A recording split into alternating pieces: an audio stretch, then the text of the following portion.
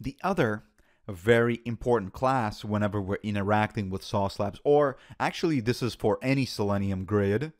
However, this is for Sauce Labs specifically because they've implemented their own grid, but for any Selenium grid, you can do this kind of stuff. You just have to point to your own local host, is desired capabilities. Now, desired capabilities, if we take a look at this class, it's basically a way for us to tell how we want the grid to operate. So you can see that it has multiple different constructors. It has these properties that you can set based on the version, platform, browser name, JavaScript enabled, and accept in secure certs. It has several static methods that you can call. And it has several other methods as well. So let me go back. So what you can see here is I've actually created a new desired capabilities object that returns Chrome capabilities. So you can see that, it returns a desired capabilities, but it means it's for Chrome. So what that means is gonna set the browser name equal to Chrome.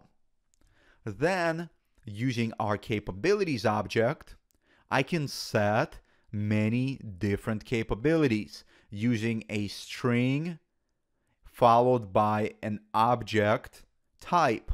So in this case, I'm using this class called capability type, and it's called version, and then I'm passing in the latest. So I'm going to use the latest version of the Chrome browser. The next capability I'm setting is the platform.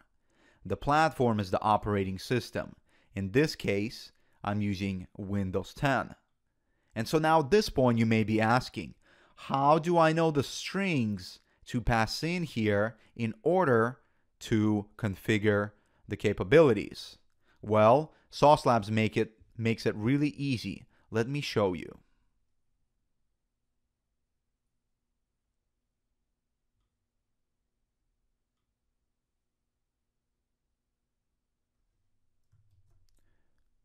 If you go to this URL right here, this is called the Sauce Labs Platform Configurator. It's an automated way for you to configure capabilities. So I'm going to select Selenium. Here, I get to select a device. Let's say I wanted to select a Mac. I can put in a Mac, and now I get to select an operating system. Let's say High Sierra.